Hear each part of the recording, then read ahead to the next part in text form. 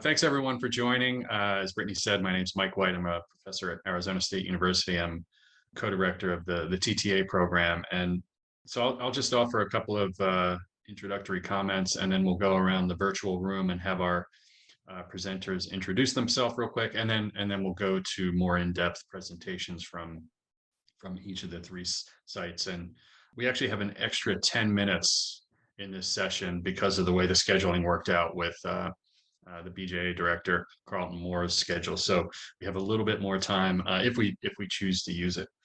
You know, what we're going to talk about in this session are the new categories of grants that you've heard about on several different occasions over the past few days. And, you know, the traditional grant category for this program, what we call category one, is the straightforward grant. It's the one where an agency seeks and receive funds for either the purchase of body-worn cameras that's going to start a new program or for expansion. And BJA, John Markovic, in their wisdom last year, created a couple of different categories, what we call categories 3, 4, and 5. And these are not grants designed to just purchase and roll out cameras. These are grants that are designed for the agency to do a deep dive on one particular issue. And there are 3 right now. Category 3 is a series of grantees who are focused on digital evidence management. Category 4 involves prosecutors, district attorneys, and Category 5 involves projects that are focused on enhancing or using body-worn cameras to achieve or enhance their efforts toward constitutional policing. So those are the 3 new streams of grants, if you will. And we have representatives from each one. We have a Category 3, which is focused on DEM, which is our Seattle team. Category 4, which is the Orange County District Attorney's Office, and then Category 5, the New York City Department of Homeless Services Police Department. So what we're going to do is, like I said, we'll do some quick introductions. We go around the room. If you could just let us know your name, your position, and talk a bit about kind of the status of your body-worn camera program. We'll do that for 5 minutes or so, and then we'll jump in and get much more detail about the specific program. So we'll go in the order of names on the slide. So I'll kick it over to our Seattle team, Jesus and Bert. Yeah, I'll go ahead and start. So my name is Jesus Valenzuela. I'm a manager with the Seattle Police Department, and I help administer our body-worn video program, among a couple other digital evidence management systems. The Seattle Police Department has been exploring the use of body-worn video cameras since about 2013, and we officially started implementing our body-worn video program in 2019. Great. Thanks, Jesus. Hi, all. I'm Bert Lyons. I'm the CEO of MedX Forensics.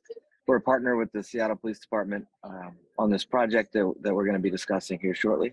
But my role largely here, which you'll hear more about shortly, is managing and coordinating the data migration project with Jesus and his team. Hi, my name is Amy Tollickson. I'm a senior deputy district attorney with the County of Orange in California.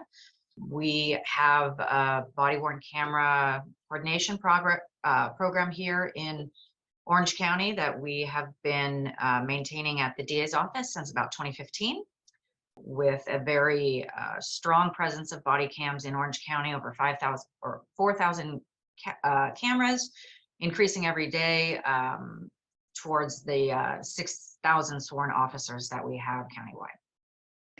Hi, my name is Nana Toladze. I'm a special assistant to the Deputy Commissioner for DHS Police. And we have body-worn camera because we're Category 5, and we're trying to go deeper in using the cameras for the training purposes and for enhancing our operations on the ground. Currently, we're budgeted for a little bit higher than 500 officers that are mandated to use body-worn cameras. Okay, great. And as we transition to the next slide and the first presentation, obviously we've got an interesting group of agency representatives here. We're going to hear a lot about the really impressive things that Seattle's been up to in terms of digital evidence management, and merging in-car video with their body-worn camera video, and then also with Amy, just the complexities of managing body-worn camera footage from numerous agencies across a very large county in California. And as Nana said, this is not the NYPD. This is, talk about a unique police department. This is a police department in the city's Department of Homeless Services. So sworn officers whose primary responsibility in terms of geography involves the homeless shelters that are throughout the city of New York. So very interesting perspectives and information we're going to get, as Maddie had just put in the chat. If you have questions for attendees, just drop them in there. I'll keep an eye on those questions, and we should have plenty of time at the end. With that, let's get started. And this is a bit of a surprise. I haven't seen the next slide, so I'm not even sure who's going next. I'm going to guess it's Jesus, but we'll see. All right, thanks, Mike. Okay, so good morning, everyone, or good afternoon. Thank you for this opportunity to present our program with the rest of the group here.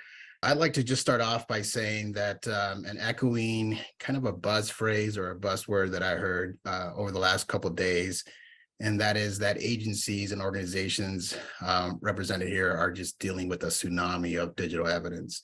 And I think that's so true. And I think that's part of what the Seattle Police Department project team is trying to do here. We have two legacy systems that we've had, for one of them for over 20 years and one close to 15 years. And they're all stored on local servers managed by our IT team. And we're trying to migrate those into a new modern cloud system, DEM system that our investigators and our police officers and people who interface with this cloud-based system can easily kind of look up and search and find what they're looking for. And so what we have recognized over the years that we've implemented our body-worn video program is the advantages of using cloud technology. And what I'm talking about is, eliminating the use of DVDs and USB thumb drives and having to store things on hard drives and, send things in our office. And so now with cloud technology, you can create partner agencies. You can easily share the information a lot quicker through your partner agencies and throughout the criminal justice system. And so the other thing we're dealing with is we got some old servers, right? We're at the constant risk of losing the data, updating, migrating the data to new locations within our infrastructure. And so putting it on the cloud and putting it into a system that allows us to easily create a one-stop shop and centralized location for this information is advantageous to the organization. Okay, so I'm not going to go into too much detail. The first three slides are just kind of giving you guys a flavor, a sense of the timeline and the history of our three systems that I'm talking about here.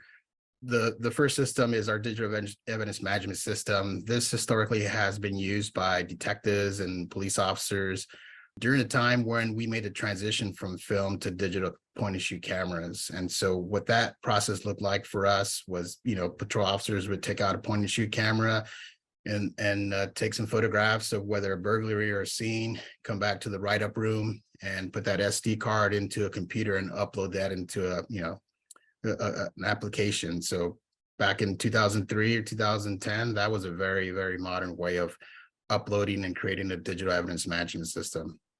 That kind of changed for us as soon as we started introducing smartphone technology and we started recognizing the use of an app and being able to do the same function for patrol with your smartphone. So this system is no longer used, or actually very limited. There's a very, very limited use for our lane fingerprint unit, but beyond that, I mean, has not been used since 2020. So within that system, we have about over 2 million records and about 20 terabytes of data that we're seeking to migrate over into evidence.com. Okay, so this one, Coban, our in-car video system, this is our oldest system. It's been around for over 20 years, and we have a lot of data.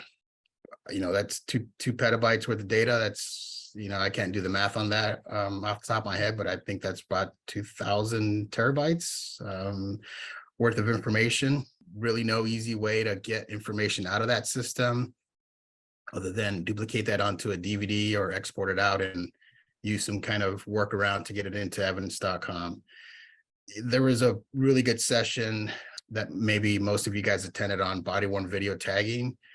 This system here has gone through a whole lot of different changes and uses. And I could tell you that there was early on when we adopted this and we started using this technology, there was not a whole lot of tagging going on. And so the importance of tagging, as a side note, I think, whether it's auto tagging or some manual tagging or some information that describes what this information is beyond looking at the video, I think is very, very helpful. And I was glad to hear that all the different strategies that people are using to tag this information. So this is a pretty extensive timeline, about 9 million in-car videos that we identified that we're migrating over into our cloud-based dams. Okay, so this is our timeline when it comes to body-worn video.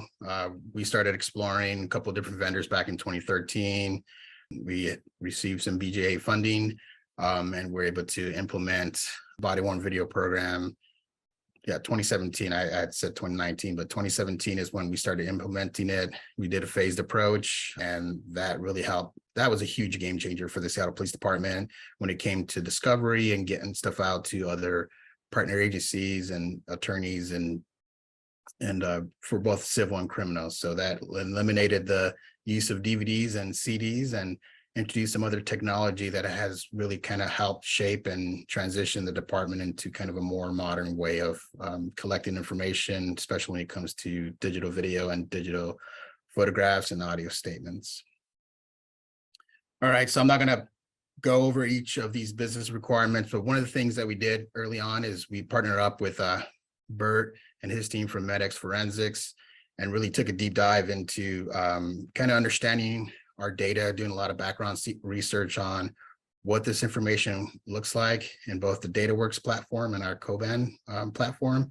But one of the important things that we wanted to share with all three vendors that we're working with currently is that it's kind of our vision, right? And our vision is basically to create a seamless experience for our detectives, our patrol officers, anyone who is going to be using evidence.com.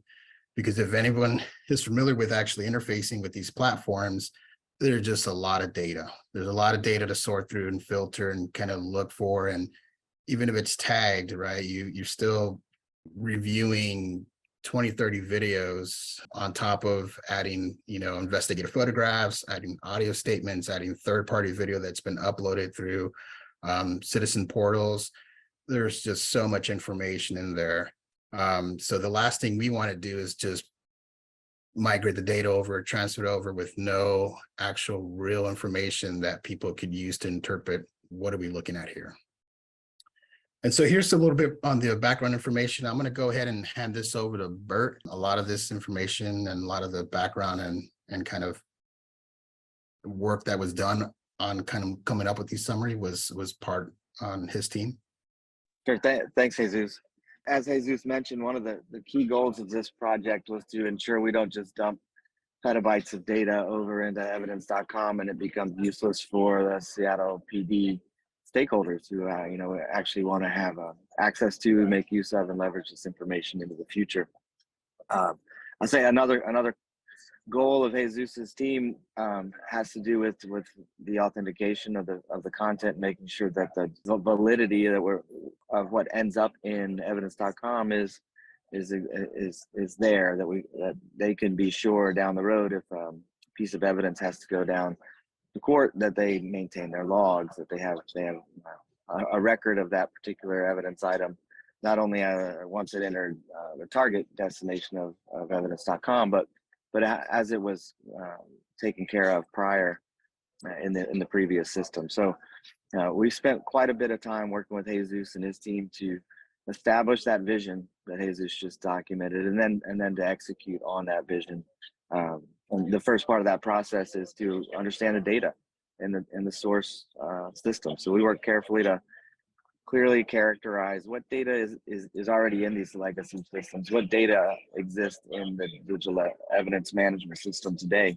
So we did that, and that's what you see here on the screen. You see an overview of ultimately what is the scope of content available in a legacy system. how are we going to organize it? How are we going to move it forward? What are the stakeholders who are going to care most about this data? So after we were able to work to evaluate what data exists, we could have those clear conversations with both Seattle PD's team. There's also Seattle IT involved in this process, as well as the source system. In this case, the digital evidence management platform from DataWorks, and then the target system stakeholders at Axon, who are going to help ultimately put this data in evidence.com. So, we work on a migration plan together as a group, really getting clear sense of roles and responsibilities throughout the process. Who's going to take care of which one of these phases of the project? Who's responsible? Who's going to answer to making sure that that everything's signed off on and ready to move to the next stage. So, what you see on the screen here is the migration plan that we've been carrying out with Seattle PD. We've completed, in this case, steps 1, data mapping has been completed, and that's helped ultimately develop a proof of concept to ensure that the data that is going to be inserted into evidence.com is going to be actionable in the way that Seattle PD's team hopes that it is.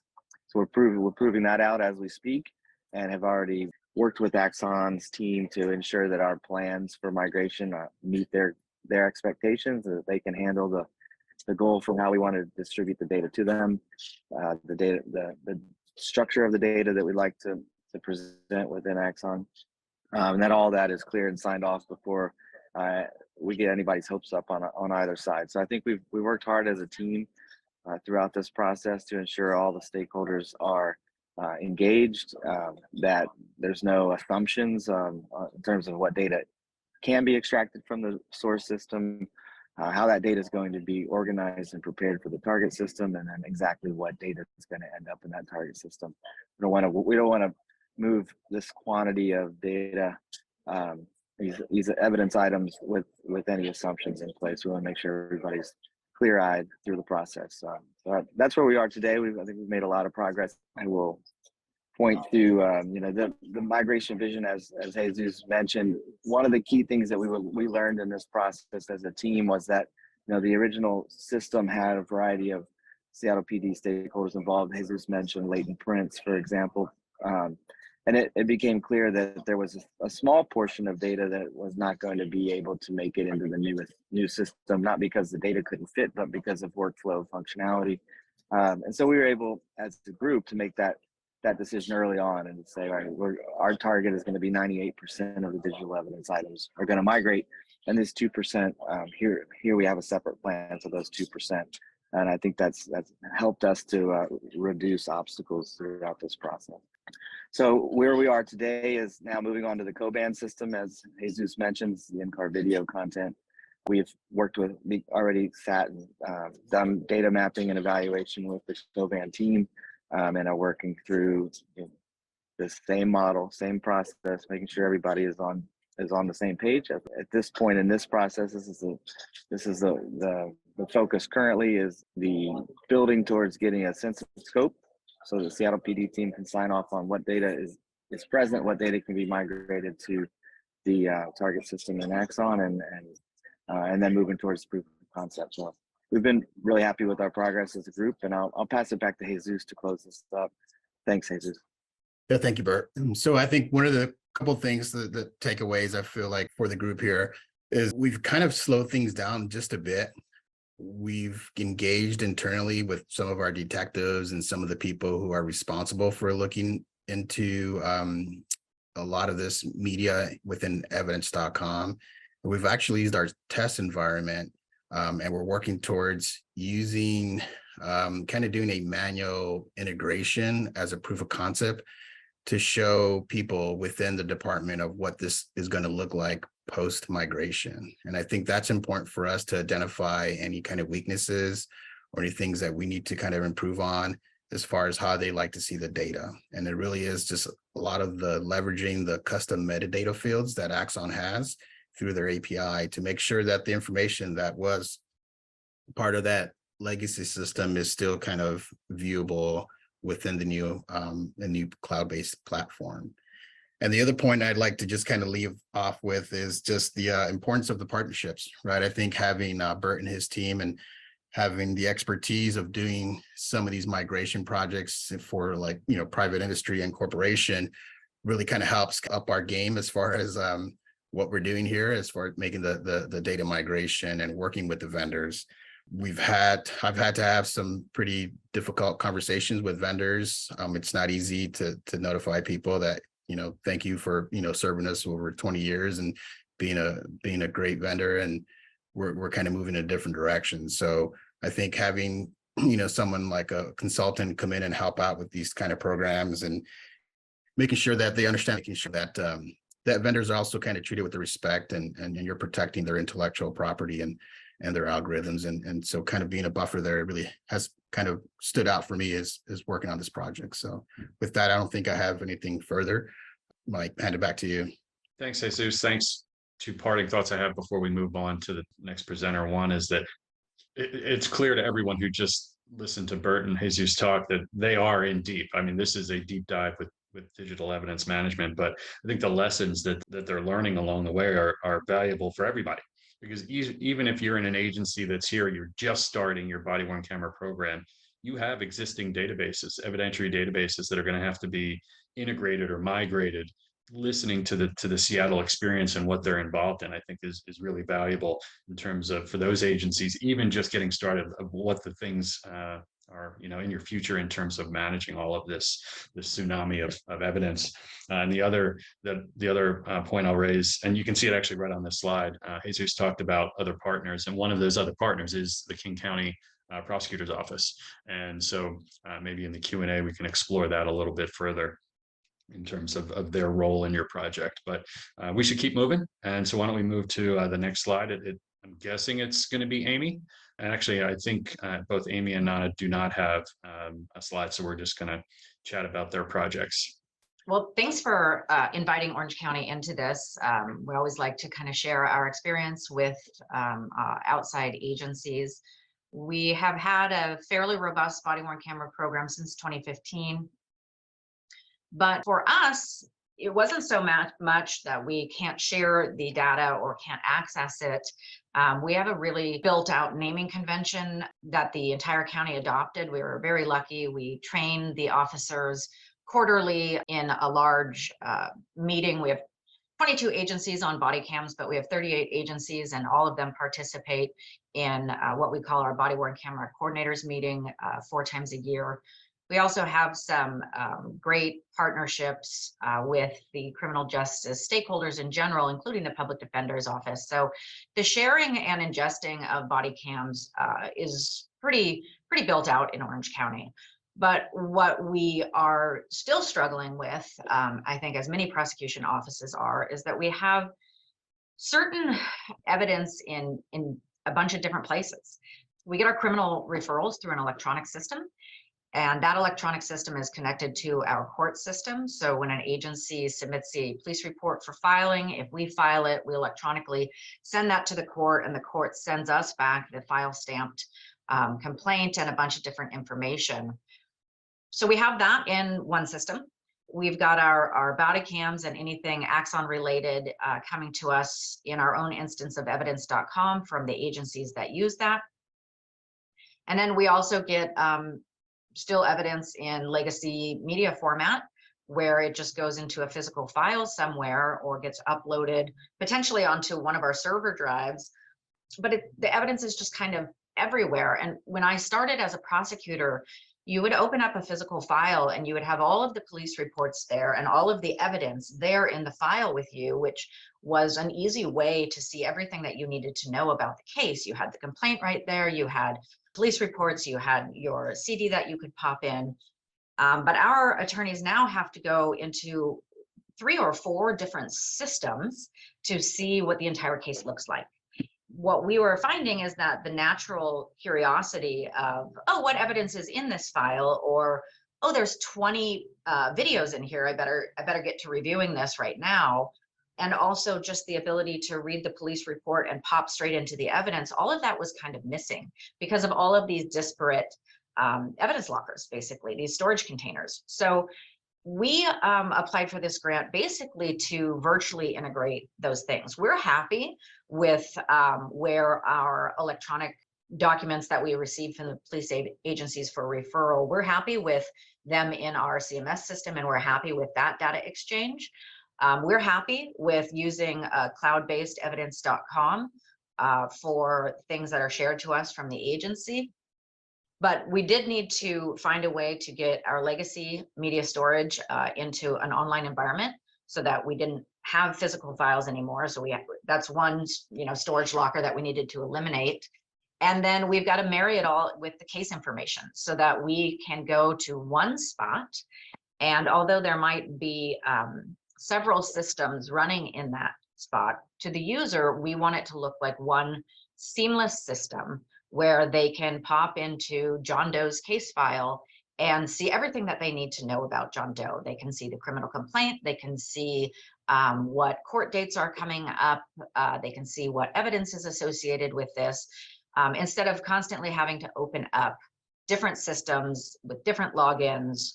And that's what we applied for the grant for. So the first process in that was kind of migrating some of our data from our relational databases up into a cloud environment that we have.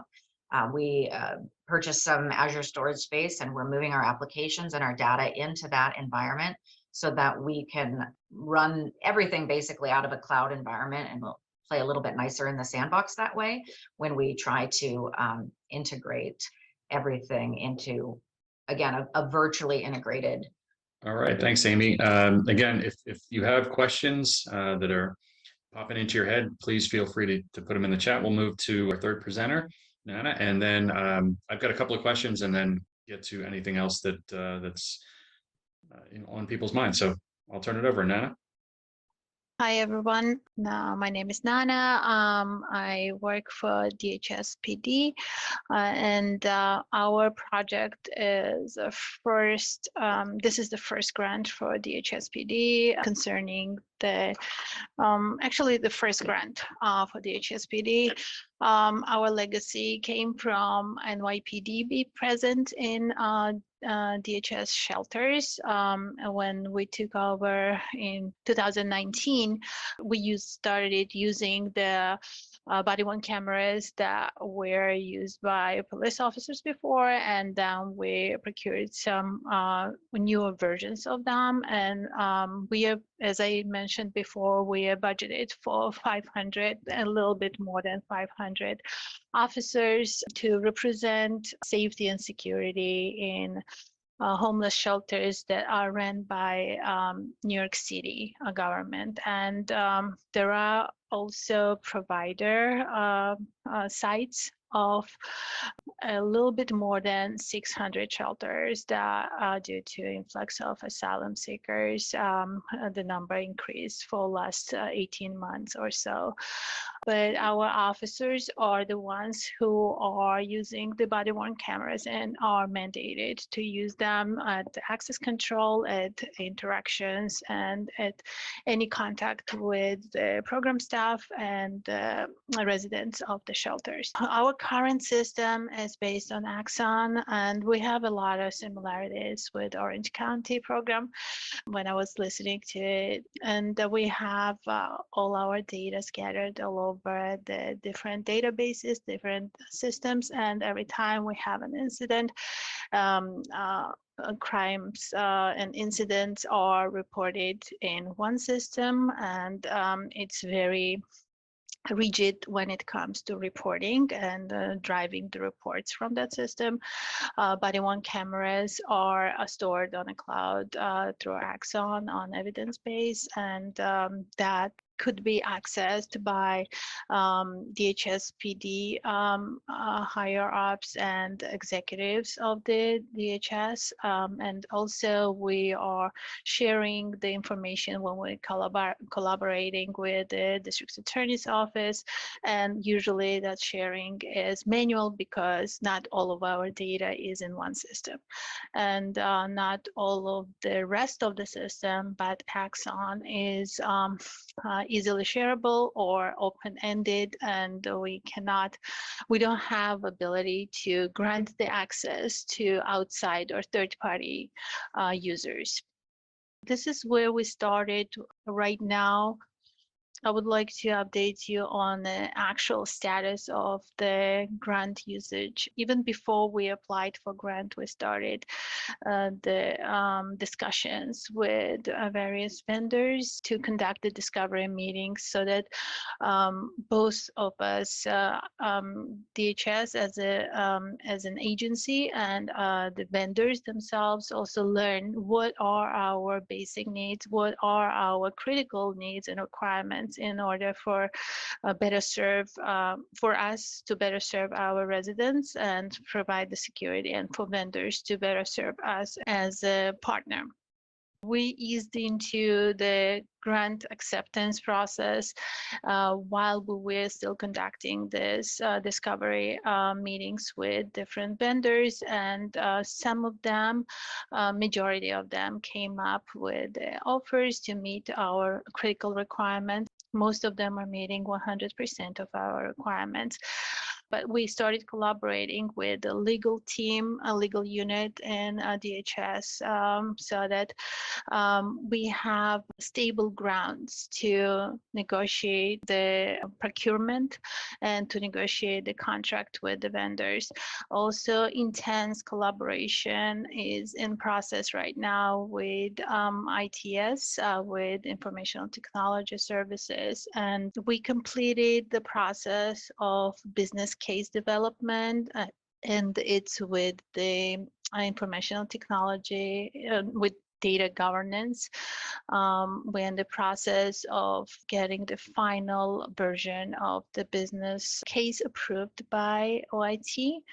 There are some opportunities for some of the vendors to be part of the backdrop project and backdrop contract that has already been established with the City of New York, and DoIT has already contract with them. So it will make the procurement process so much easier for us. And what is very important, it's going to be less time consuming.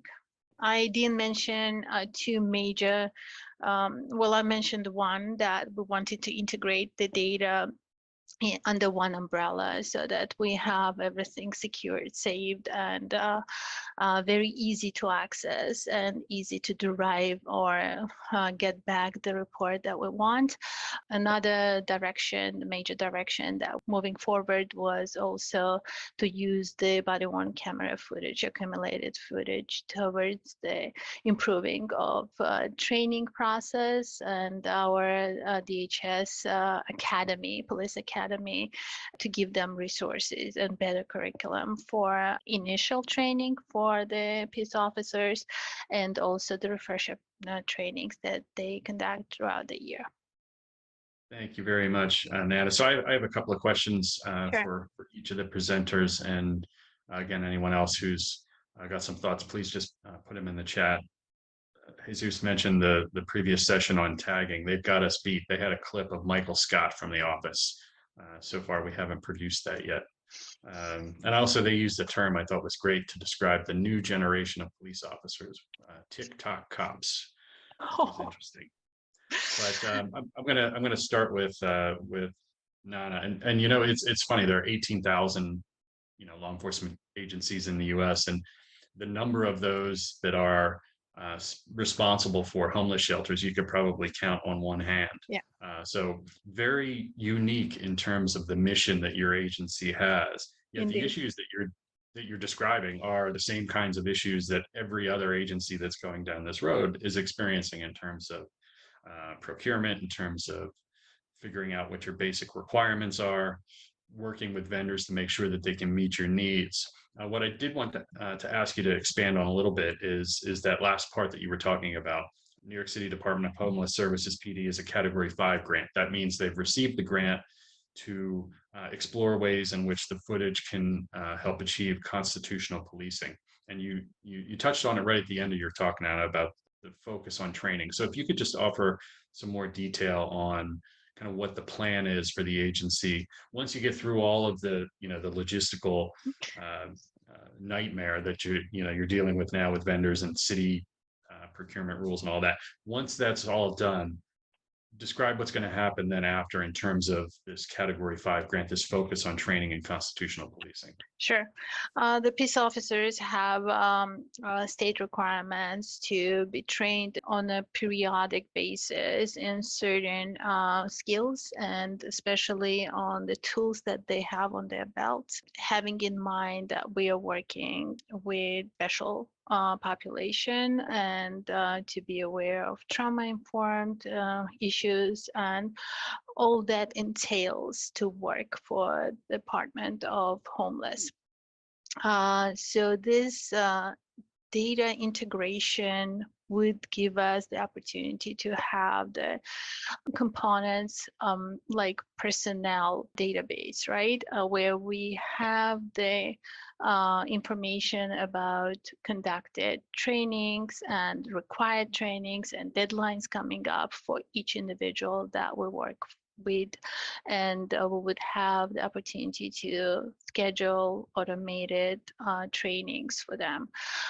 When it comes to material, our vision was focused on deriving good and gap practices based on the footage that was reviewed by experts and high officials in uniform staff, executive staff of the uniforms, so that we have this database of training curriculum developed based on certain footage. For example, if we did something right, we also need that footage for training purposes to show how you would conduct yourself as a police officer or peace officer in the shelter environment.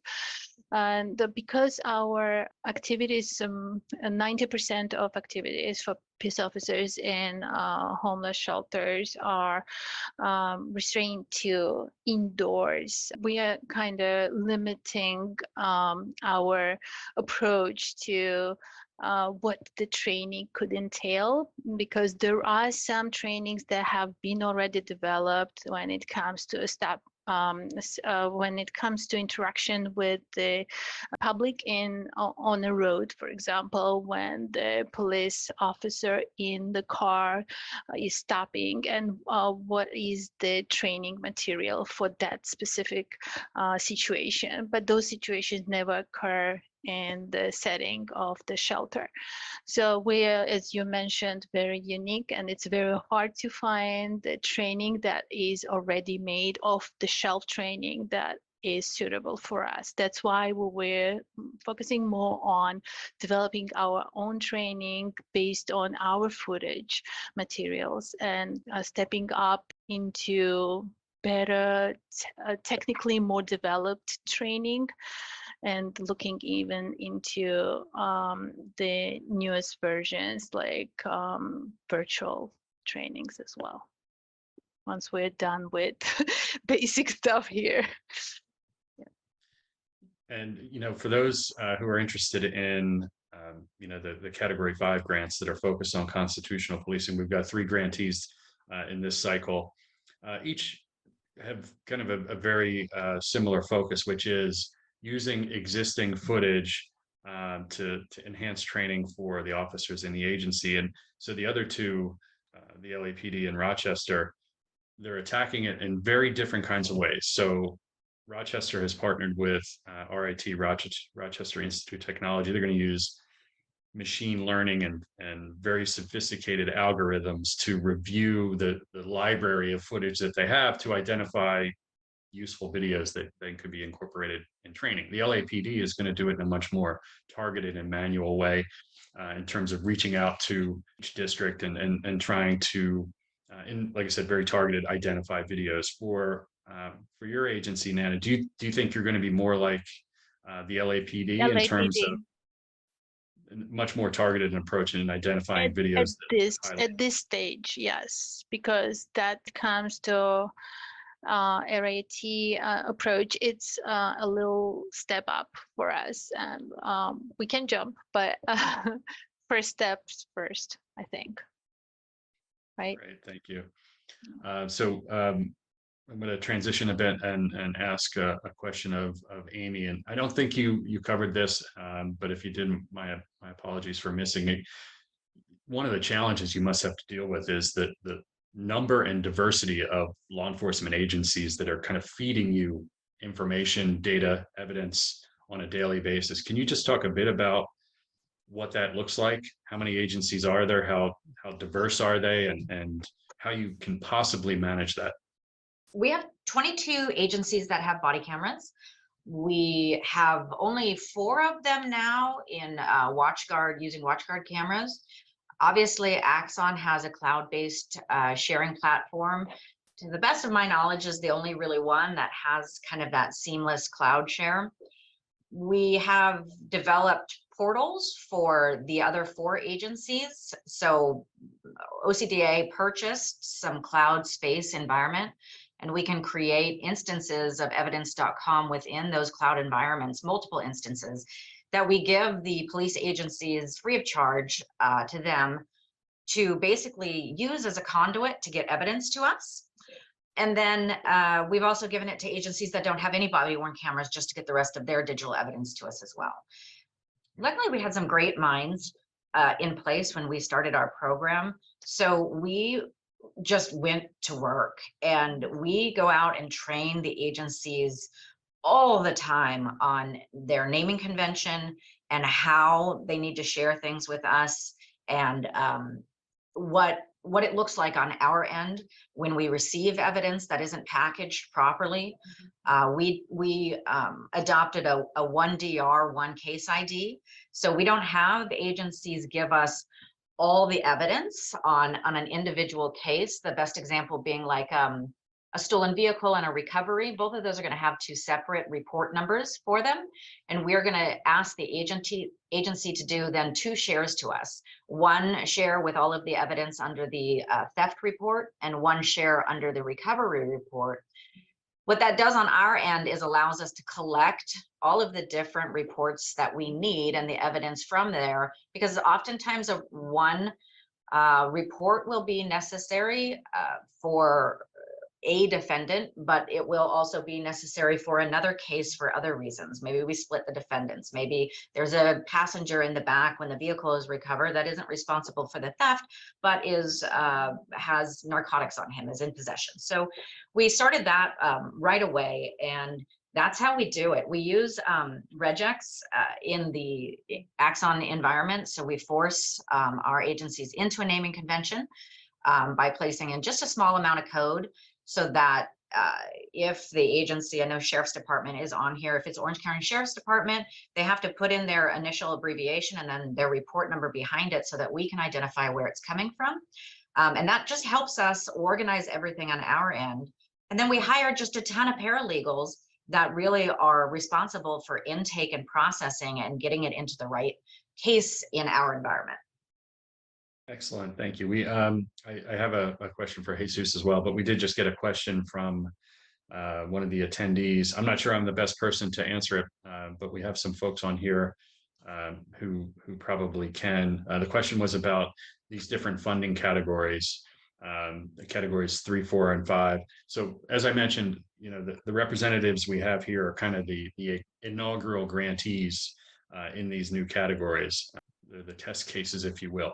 But the awards are being made in the next month or 2 for the next fiscal year, and we will have new agencies that are in these categories.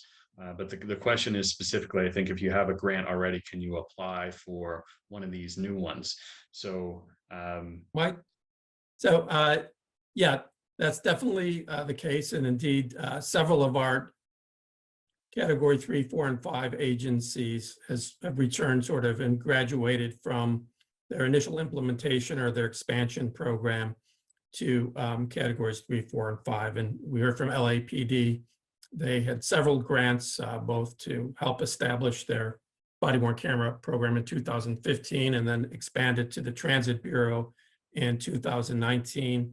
And then in 2022, they came in under Category 3 and 5, and under competitive awards were awarded for both. So yes, that's the case.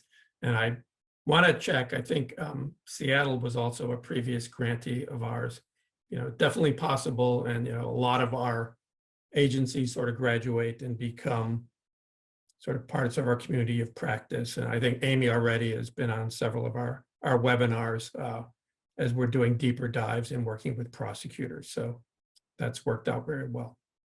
And just to, again, identify the categories, if you're thinking about writing a grant for one of these, if you're like Seattle, you're focused on digital evidence management, that would be the category 3.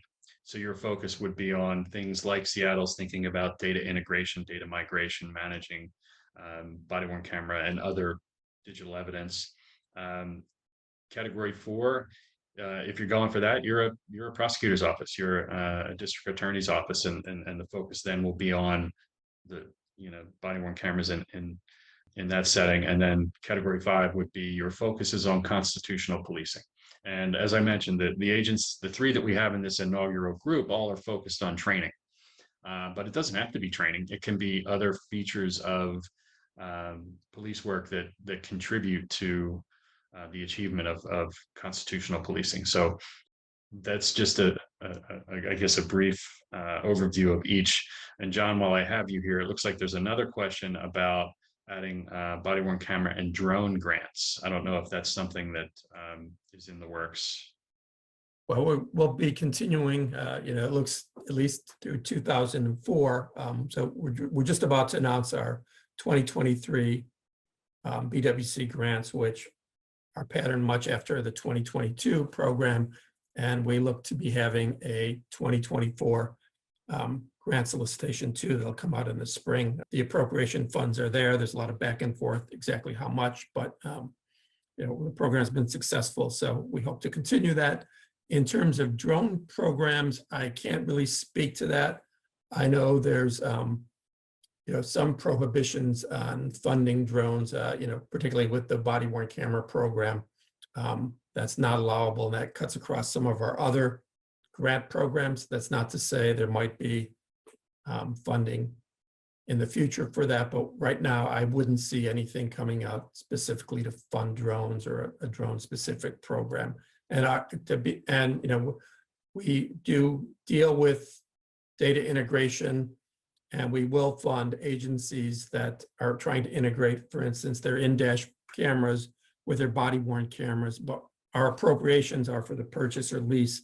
The appropriations language from Congress really say for the purchase of lease of body-worn cameras and related expenses. So if an agency can get both body-worn cameras and can support in-dash cameras with the amount of funds, that's fine. But the categories 1 through 2 for law enforcement agencies, and then for state correctional agencies that are implementing programs and purchasing or leasing body-worn cameras, it's driven by the number of body-worn cameras you're seeking to get. So it's $2,000 for body-worn camera. That's a matching grant program, dollar for dollar.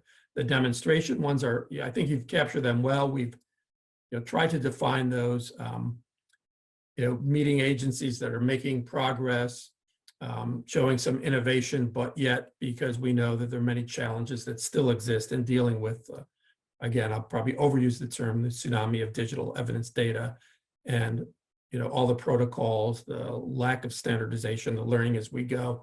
We're working with those agencies to help them continue the progress that they're making. In turn, they're sharing their experiences, what they've learned, their best practices with us, working with the TTA provider. And those demonstration projects do not require matches because it's really their agencies are putting a lot of blood, sweat, and tears into working with us to showcase what they're doing and move the needle for the entire nation, and in ways that other agencies can replicate or learn from, at least. We're well into our bonus time. I have one question. I don't want to let Jesus and Bert off the hook just yet. Real quick, could you just describe the partnership with the King County Prosecutor's Office, the role that they're playing as you move forward with the project as you described it?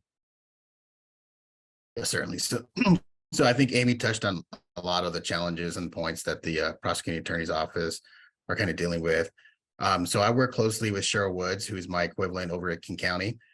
And so I think what we're trying to do is trying to kind of ease the pain for them, right? I think they're receiving a lot of information and there's not a whole lot of context besides a case number or something coming over to them. So trying to get the data over to them quickly, try to get them in a manner that makes sense to them or could make sense to a paralegal or an attorney who's reviewing this information.